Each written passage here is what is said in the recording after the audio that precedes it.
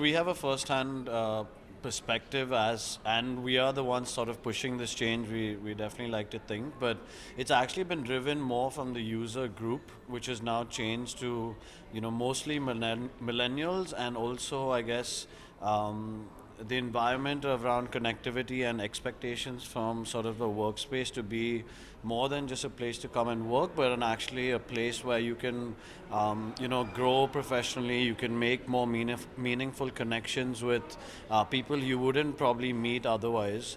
And so the expectations from a workplace going from just a place of work to to almost like social hubs is something that we are seeing as a complete shift.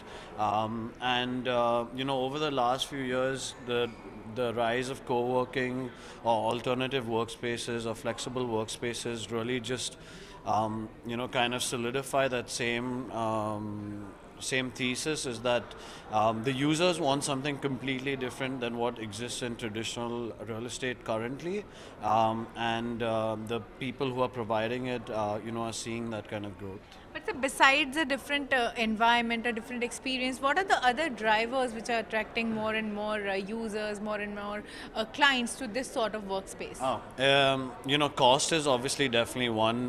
Not having any upfront cost to invest in capex or security deposits, unlike traditional real estate.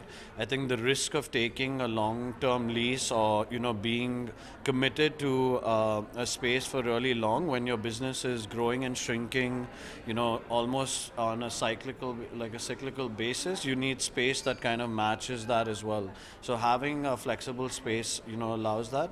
And I think that the community is a huge part that's driving people to co-working spaces, because this generation really sees value in being able to connect with other businesses, with other people, and use that for their own benefit to sort of grow their businesses. So that's one.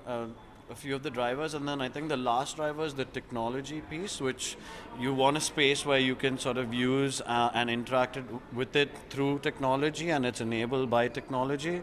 And so that's why you're seeing such a demand for co-working space. Of course, you mentioned millennials have shown the best response, but if we talk about industry specific or profession specific areas, which professions have shown most interest in adopting to this type of workplace?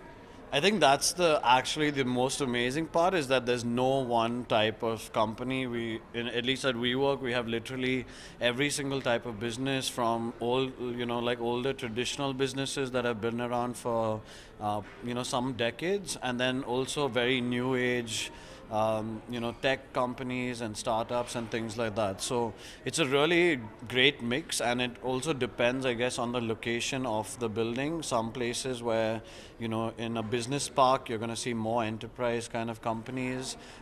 In a place like, Udyog Vihar or Koramangala and Bangalore, you see a lot more startups and a lot more smaller businesses. So. Is it only startups or established businesses are also going for a workplace of this kind?